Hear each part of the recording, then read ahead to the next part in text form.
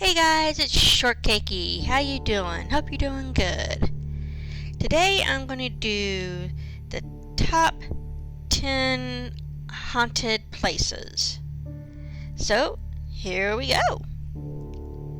Coming in at number 10 is the Winchester House. Now, if this mystery house isn't actually haunted, and the U.S. Department of Commerce has certified that it's still one of the spookier construction projects in history.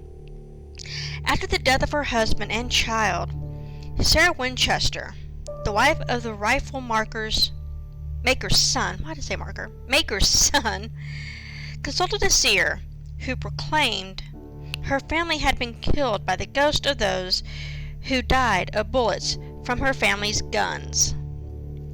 The seer suggested that only perpetual construction on the family's mansion could mollify these spirits. So, that's what Sarah Winchester ordered. Workmen labored on the property every hour of every day for 38 years.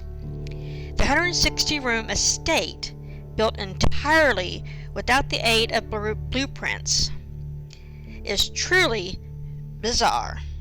Some of the creepier features, and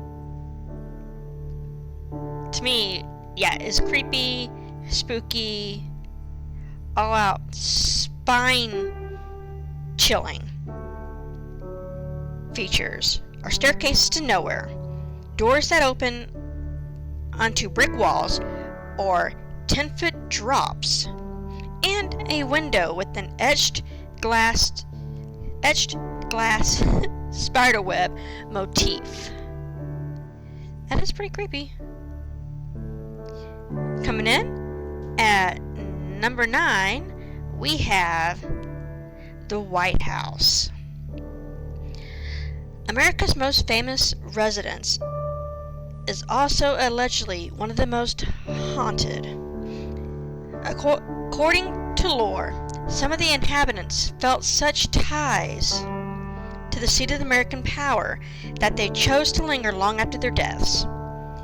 If you believe the whispers, the ghost of Abigail Adams, the wife of John Adams, does laundry in the East Room, while Dolly Madison's spirit lurks around the Rose Garden, and, of course, the Lincoln bedroom may be the site of visits from Honest Abe himself. Coming in at number 8, the Whaley House. Even hardened government skeptics apparently couldn't refute the evidence that this home in San Diego's Old Town neighborhood harbors spirits. In the 1960s, the U.S. Commerce Department classified the Whaley House as haunted. The Travel Channel has also dubbed it America's most supernatural home. Obviously, they're experts. The earliest ghost was Yankee Jim Robinson, who was hanged on the site in 1852. When James Whaley built the house, which in the mid-19th century served as a granary, courthouse, and general store, in the 1857, he claimed to hear Robinson padding loudly through the halls. Whaley and his wife are also said to inhabit the house, announcing their presence with cigar smoke and perfume. Visitors have also reported sightings of a startling, lifelike young girl in a long dress lounging in the dining room.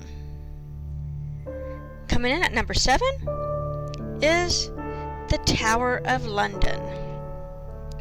Erected by William the Conqueror in the 11th century, this former political prison and place of execution has long been viewed as one of the most haunted buildings in the British Isles. Among the ghosts flitting through the fortress are the spirits of Anne Boleyn, the wife of Henry the Fifth, Sixth, can't even count, who was beheaded in 1536, so it had to have been Henry V, and Lady Jane Grey, who was spotted by a guardsman on February 12, 1957, on the 403rd anniversary of her death, and Sir Walter Raleigh. The first ghost allegedly spotted in the building was Thomas Becket's in the 13th century. Coming in at number 6, the Queen Mary. A former luxury ocean liner and warship nicknamed the Ghost Grey. The Queen Mary was purchased by the city of Long Beach in 1967, transformed into a hotel, and became a popular tourist attraction. A meal and guided walk around the ship's paranormal hotspots can run up to $109. Among the ghosts reportedly still hanging around are a sailor who died in the ship's engine room, and a lady in white, and children who drowned in the ship's pool. Kind of sad there. Coming in at number 5, we have the Myrtles Mansion. This estate in Francisville, Louisiana, built in 1796 by General David Bradford, is considered one of America's most haunted locales. Some say it has witnessed as many as 10 murders. Though it allegedly hosts several ghosts, one of the most popular tales concerns a former slave named Chloe, who, as legend goes, had her ear chopped off by her master for eavesdropping. She allegedly sought revenge by poisoning a birthday cake, which killed 2 of the slave master's daughters, which some people say their spirits are also said to haunt the plantation. According to the story, Chloe was hung by fellow slaves and lingers around the plantation, her severed ear concealed by a turban. Coming in at number 4, we have Gettysburg Battlefield, which I definitely don't doubt as haunted, considering all the tragic young lives that were lost in this battle here. The Battle of Gettysburg lasted for 3 days and was one of the bloodiest in American history. Some 50,000 young men died in the conflict. With so many young men killed so violently, many believe the site is haunted by fallen soldiers unable to accept their untimely fate. These restless souls wander the Pennsylvania field, searching for their rifles and comrades, unaware that the battle is over.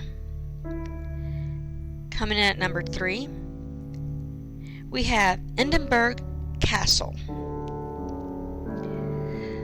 With some 900 years history behind it, it would almost be a surprise if Edinburgh Castle wasn't one of Scotland's most haunted sites. Since its construction as a military fortress in the early 12th century, the castle has witnessed surprise attacks, executions, and even a brief capture by the English.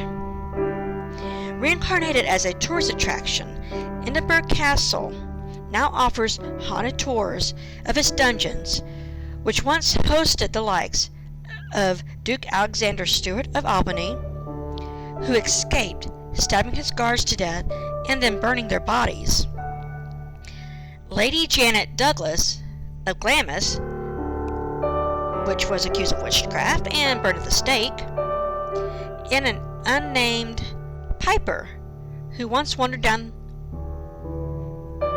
one of the castle's underground passages and never returned.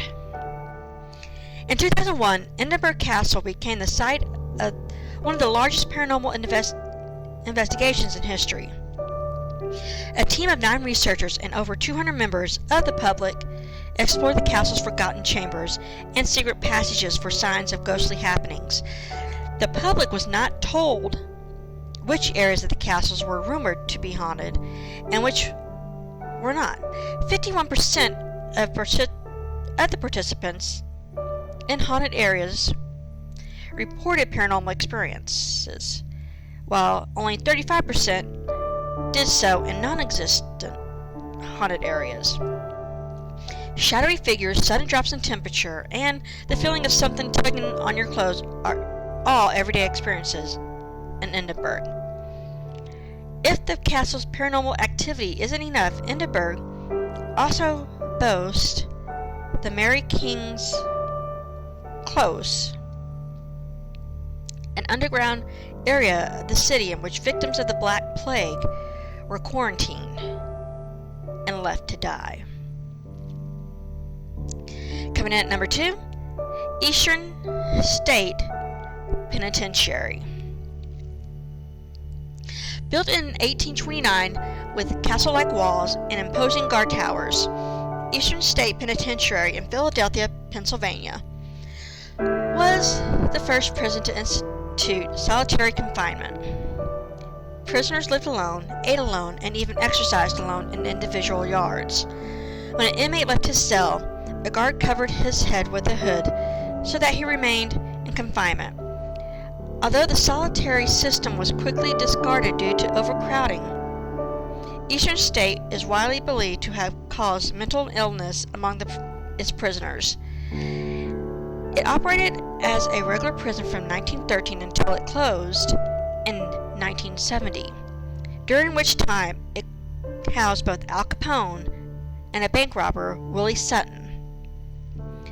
The prison was abandoned in 1971, and rumors of strange happenings have plagued the stone penitentiary ever since. Visitors to the prison, and there are many, for the Eastern State is now a museum and Halloween haunted house, report footsteps in the yards, a sound of someone pacing in the cells, eerie noises, and lonely wails that drift through the dark, cold corridors.